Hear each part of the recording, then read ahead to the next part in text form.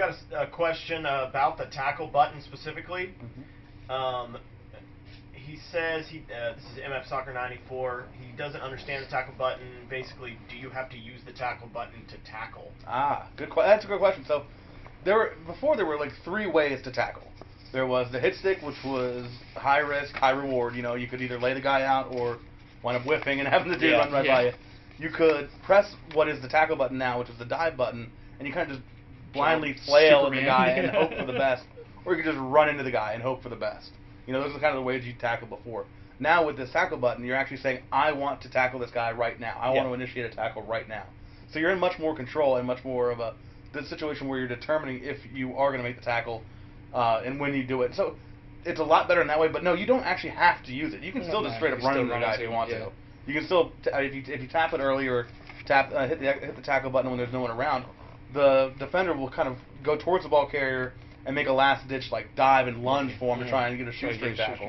I mean, so you have that there. Yeah, I mean, I guess that's the best way to look at it. You know, when we call it the tackle button, the lunge button, it's about, you know, you're making a commitment to make a tackle.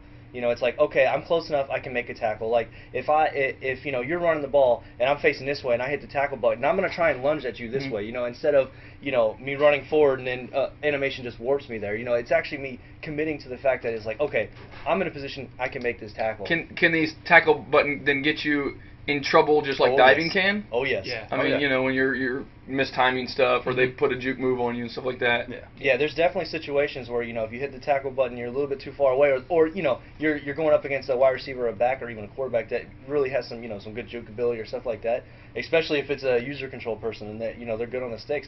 You can miss and you can whiff. I've had plenty of times where you feel like you got them wrapped up and then it's just... You had that over pursue and like you're kind of going back to try and get him. You have all that. And so it's a thing where you have to make that decision now.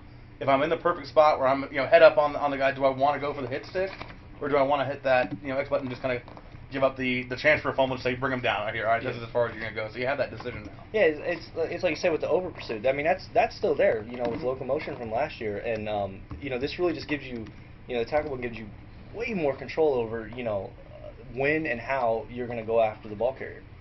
Some people are wanting to know about the demo, obviously. I don't know what kind of details we can give, but is there anything we can do? Can we talk about the teams? Can we talk about a date yet? So, yeah, I mean, the demo is out of our hands right now. We're going through the certification process for it. We don't have a date yet for when it will be available. You know, I can't, you know, roughly, I know we came out around E3 last year. It'll be probably a little bit later than E3 this year, but we don't have a set date yet of when we're going to do it. But yeah, you know, you'll have the chance to unlock Pro Combat uniforms through the demo, and we'll have 2 matchups this year, which we'll unveil later.